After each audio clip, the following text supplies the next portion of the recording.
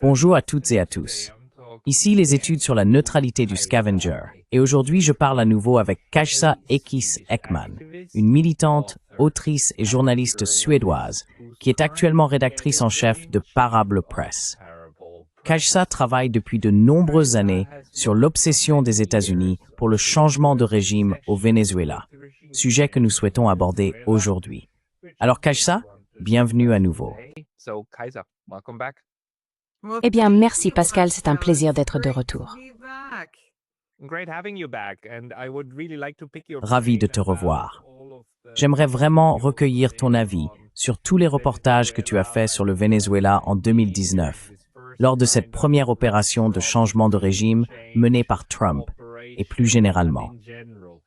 Comment présenterais-tu la situation actuelle de la position des États-Unis vis-à-vis du Venezuela, avec leurs navires de guerre stationnés devant ses côtes et tirant sur des gens, tuant des civils au large du Venezuela?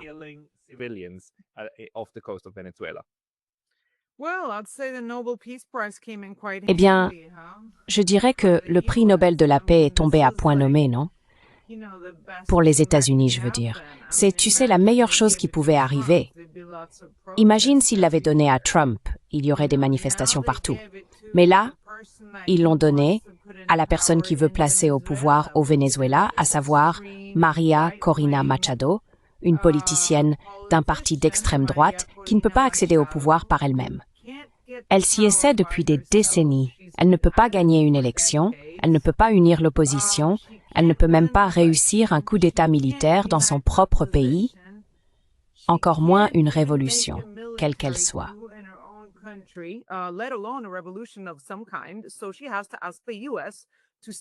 Donc elle doit demander aux États-Unis d'intervenir et de la placer au pouvoir.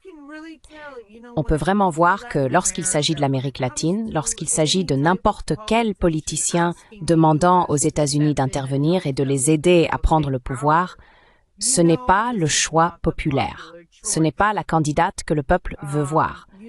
Je veux dire, si vous devez demander l'aide des États-Unis, et dans ce cas, elle va encore plus loin, elle a même demandé à Netanyahou de l'aider à la placer au pouvoir.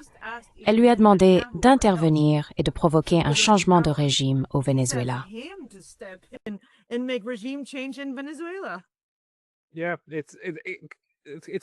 Oui, c'est assez ridicule.